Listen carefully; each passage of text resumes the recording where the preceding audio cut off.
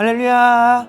네, 우리 친구들 만나서 반갑습니다. 네, 복된 주일 이 시간 하나님의 말씀을 통해 우리의 믿음이 자라고 예수님을 더 닮아가는 여러분들이 되길 예수님의 이름으로 축복합니다. 먼저 사도신경으로 우리의 신앙을 고백하심으로 5월 23일 취학부 영상 예배를 하나님께 드리겠습니다. 전능하사 천지를 만드신 하나님 아버지를 내가 믿사오며 그 외아들 우리 주 예수 그리스도를 믿사오니 이는 성령으로 잉태하사 동정녀 마리아에게 나시고 본디오 빌라도에게 고난을 받으사 십자가에 못 박혀 죽으시고 장사한 지 사흘 만에 죽은 자 가운데서 다시 살아나시며 하늘에 오르사 전능하신 하나님 우편에 앉아 계시다가 저리로서 산자와 죽은 자를 심판하러 오시리라.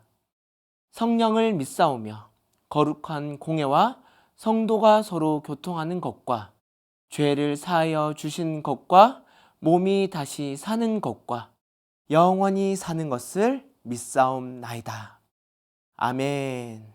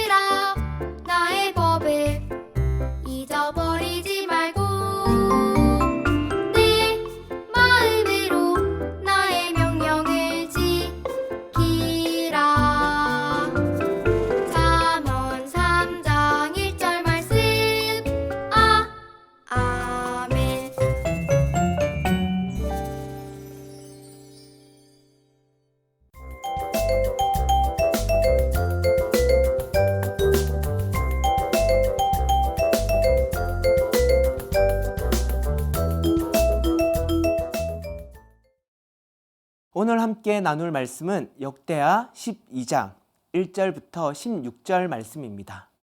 그 중에서 우리는 1절부터 2절과 5절 말씀만 다 함께 읽도록 하겠습니다. 르호보암의 나라가 견고하고 세력이 강해지매 그가 여호와의 율법을 버리니 온 이스라엘이 본받은지라. 그들이 여호와께 범죄하였으므로 르호보암 왕 제5년 내 애굽 왕 시삭이 예루살렘을 치러 올라오니 그때 유다 방백들이 시삭의 일로 예루살렘에 모였는지라. 선지자 스마야가 르호보암과 방백들에게 나와 이르되 여호와께서 이같이 말씀하시기를 너희가 나를 버렸으므로 나도 너희를 버려 시삭의 손에 넘겼노라 하셨다 한지라. 아멘. 네, 오늘 말씀 제목은 온전한 마음을 지켜요입니다. 우리 친구들 혹시 이솝 우화 중에서 박쥐에 관한 이야기를 들어본 적이 있나요? 옛날에 박쥐가 살고 있었어요.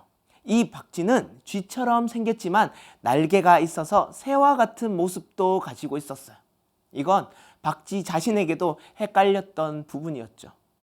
어느 날 박쥐가 살고 있는 숲속에서 새와 짐승들이 싸움이 일어나기 시작했어요. 새들은 날개가 있으니 들짐승의 먹이를 쉽게 빼앗아 갈 수 있었어요. 그것을 본 박쥐는 새들에게 찾아가 나도 너희와 같은 날개가 있는 새의 한 종류다. 그러니 나도 새의 무리와 함께 해달라고 부탁했어요. 한편 먹이를 빼앗긴 들짐승은 단단히 화가 났어요. 그들은 새들이 자고 있는 틈에 새들을 공격하여 그 빼앗긴 먹이를 다시 되찾으려 했지요. 이것을 지켜본 박쥐는 이젠 들짐승에게 찾아가 자신은 쥐를 닮은 짐승이니까 자신도 들짐승 무리에 함께 해달라고 부탁했어요. 그렇게 새와 들짐승이 싸우던 중에 극적으로 화해를 하기 시작했습니다. 그러자 새도 아닌 들짐승도 아닌 박쥐는 이 두 무리로부터 쫓겨나 동굴 안에서 살게 되었다라는 이야기였습니다. 박쥐는 새처럼 날개도 있고 쥐와 같은 들짐승의 모양도 가지고 있어요. 하지만 이 모습을 이용해 자기에게 이득이 되는 곳으로만 이동을 하다 보면 결국 아무것도 얻지 못한다라는 것이 이 박쥐 이야기를 통해 얻을 수 있는 교훈입니다. 그래서 여기 붙었다 저기 붙었다 하며 자기에게 유익한 쪽으로 이동하는 사람을 마치 박쥐와 같은 사람이다 라고도 부릅니다. 오늘 말씀에도 이와 비슷한 사람이 등장합니다. 그 사람은 상황에 따라 달라지는 태도를 보여주고 있는데요. 우리는 과연 그 모습을 통해 어떻게 해야 할지 한번 생각하고 다짐하는 시간이 되었으면 합니다. 오늘 우리가 읽은 말씀에는 르호보암 왕이 등장합니다. 르호보암은 누굴까요? 솔로몬의 아들입니다. 이스라엘이 남과 북으로 나누어진 후 남유다의 첫 번째 왕이 바로 르호보암입니다. 이스라엘이 반으로 나누어졌지만 남유다는 견고하였고 세력이 강했습니다. 그러다 보니 다윗과 솔로몬처럼 하나님의 율법을 따르기보다 하나님의 존재와 필요성을 못 느끼고 하나님을 버렸던 것이었죠. 르호보암이 하나님의 율법을 버리자 이것을 본 이스라엘 백성도 왕을 따라 그 율법을 버렸습니다. 이것은 하나님 앞에 엄청난 죄를 짓는 것이었어요. 그때 애굽의 왕이었던 시삭이 예루살렘을 정복하러 왔습니다. 애굽 왕 시삭은 병거가 1200대가 있었고 마병이 6만 명이나 있었어요. 그뿐만 아니라 시삭과 함께 싸우러 온 동맹군들도 셀 수도 없이 많았다라고 성경에서 기록하고 있습니다. 이것을 본 르호보암과 이스라엘 백성이 위기에 몰리게 되자 선지자 스마야가 하나님의 말씀을 대신하여 이렇게 전달합니다. 지금 이스라엘은 하나님을 버렸으므로 하나님도 이스라엘을 버려 애굽 왕 시삭에게 넘겼다. 이 말씀을 들은 르호보암과 이스라엘 백성은 자신들이 버린 하나님께 회개하며 간절히 하나님을 찾기 시작합니다. 그들의 마음을 살펴보신 하나님은 회개하며 찾아온 이스라엘을 용서하시기로 합니다. 그렇게 하나님의 은혜로 이스라엘은 다시 회복할 수 있었는데요. 그러나 르호보암은 하나님을 구하는 마음을 굳게 하지 않고 다시 여호와 하나님 보시기에 악을 행하는 잘못을 저질렀습니다. 그렇게 성경에서는 르호보암이 다윗과 솔로몬의 길로 행하였지만 자신의 형편과 상황에 따라 하나님을 찾고 그렇지 못한 것에 대해 그를 여호와를 구하는 마음을 굳게 하지 않았다라고 말씀하고 있습니다. 이러한 르호보암의 행동과 그에게 임하신 하나님의 모습을 보면서 과연 온전한 마음을 지켜내기 위해 우리가 알아야 할 것은 무엇일까요? 크게 두 가지로 나누어 볼 수 있습니다. 첫 번째, 하나님은 온전한 마음을 살펴보십니다. 오늘 본문 6절 말씀을 보시면 르호보암 왕과 이스라엘 백성은 위기에 몰렸을 때 스마야 선지자를 통해 잘못을 깨달았어요. 그들은 스스로 뉘우치며 회개하였을 때 하나님은 그들의 회개하는 마음을 보셨습니다. 7절을 보시면 하나님께서 이스라엘 백성들의 마음을 보시고 스마야 선지자를 통해 그들이 스스로 겸비하였으니 내가 멸하지 아니하고 애굽 왕 시삭의 손을 통하여 예루살렘을 멸하지 않겠다라고 말씀합니다. 이처럼 하나님은 우리의 마음을 살펴보십니다. 어떠한 마음을 살펴보실까요? 이것이 죄라는 사실을 깨닫고 하나님께로 돌아오는 그 온전한 마음을 살펴보십니다. 나는 지금까지 하나님의 마음을 제대로 알지 못하고 내 뜻과 내 방법대로 살고 있지 않았나요? 오늘 말씀에 나오는 르호보암과 이스라엘 백성과 같이 하나님께서는 온전한 마음을 회복시키기 위해 하나님만의 방법으로 일하고 계심을 살펴볼 수 있습니다. 애굽 왕 시삭이 예루살렘을 정복하러 오는 것과 스마야 선지자를 통해 하나님의 말씀을 전하는 것처럼 하나님은 자신의 백성이 하나님의 뜻대로 살지 않는 모습을 그냥 내버려 두지 않으십니다. 예수님을 믿는 우리도 마찬가지예요. 과연 나는 어떠한 마음으로 예배를 드리고 있습니까? 예배뿐만이 아니라 우리의 삶에서 그리스도인에 맞는 온전한 마음을 품고 살고 있습니까? 하나님은 우리의 마음을 살펴보신다라고 말씀합니다. 그렇다면 우리는 온전한 마음이 될 수 있도록 날마다 우리 마음 가운데 생각나는 죄악들이 있다면 회개해야 합니다. 그리고 하나님께서 회복시켜 주신 그 마음을 끝까지 지켜내기 위해 힘쓰는 저와 여러분들이 되어야 합니다. 온전한 마음을 지켜내기 위한 두 번째는 매 순간 하나님만 의지해야 합니다. 오늘 말씀에 본 것처럼 르호보암은 나라가 강하고 그의 세력이 커지면서 하나님을 찾지 않았어요. 이것은 무엇을 의미합니까? 하나님보다 자신의 권력과 세력을 더 믿고 의지하였음을 알 수 있습니다. 이러한 르호보암의 태도를 보고 하나님은 여호와께 범죄하였다라고 말씀하셨어요. 이스라엘이 과연 어떤 나라입니까? 하나님으로부터 선택받은 백성들입니다. 그래서 이스라엘의 주인은 오직 하나님 한 분이시죠. 그런데 르호보암은 그 사실을 잊어버리고 자신이 강하다고 생각하니 하나님의 율법을 버리는 어리석은 행동을 했던 것입니다. 우리가 온전한 마음을 지켜내기 위해서는 매 순간마다 하나님만 의지해야 합니다. 왜 그럴까요? 우리는 조금만 방심하면, 조금만 여유가 있다라고 생각하면 하나님을 놓치기 쉬운 존재이기 때문이죠. 지금 당장에 좋은 것만 찾으려고 여기저기 헤매다 보면 우리 인생에서 반드시 붙잡아야 할 하나님을 발견할 수 없어요.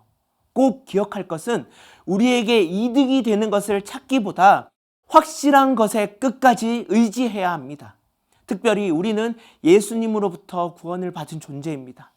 예수님을 믿는 믿음으로 우리는 영원한 생명을 얻었고 하나님의 자녀가 되는 권세를 받았다라는 사실입니다. 이 진리의 말씀이 우리의 마음을 온전케 합니다. 그렇다면 이 말씀을 붙들고 오직 하나님만 의지하는 것이 정말 중요하다라는 사실이죠. 기쁠 때나 슬플 때나 건강할 때나 아플 때나 언제나 하나님만이 나를 온전케 만들어 주시는 분이시고 하나님만이 나를 생명의 길로 인도하시는 분이십니다. 내가 직접 여기저기 더 좋은 것을 위해 찾아 나서기보다 하나님의 말씀을 더 의지하며 주님 안에 머무는 그 사람에게는 예수님의 사랑이 그 안에 머물고 주님의 기쁨이 충만하게 임할 것이라고 우리 주님께서 직접 말씀하셨어요. 그러므로 우리는 매 순간 하나님만 의지하는 사람이 되어야 합니다. 그럴 때 우리의 마음이 온전하게 될 줄 믿습니다. 르호보암은 다윗과 솔로몬의 길로 행하였음에도 불구하고 하나님을 향한 마음이 달라졌던 그의 마지막은 하나님을 구하는 마음을 굳게 하지 않았다라는 안타까운 결말을 주고 있어요. 우리는 영원한 진리이신 예수 그리스도를 붙들고 살고 있습니다.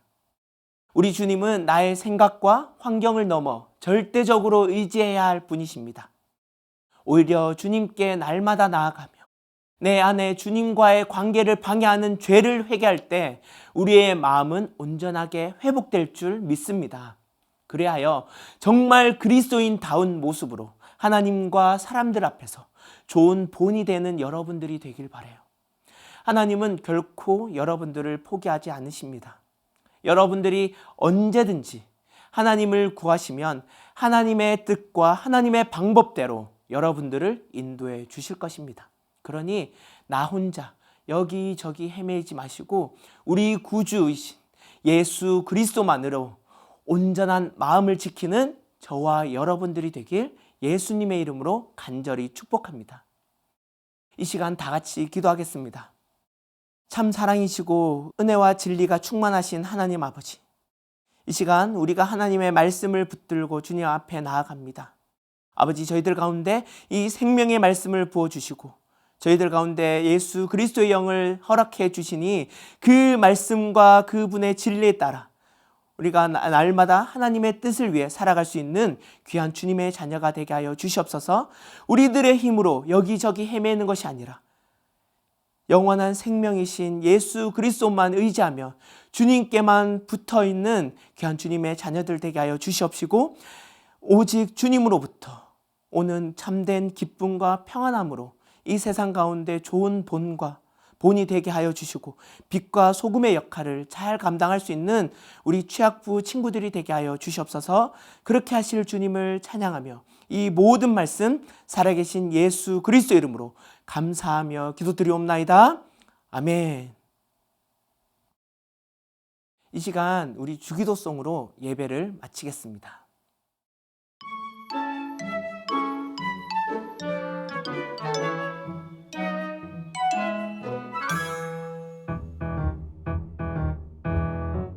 하늘에 계신 우리 아버지여, 이름이 거룩히 여김을 받으시오며 나라가 임하시오며 뜻이 하늘에서 이루어진 것 같아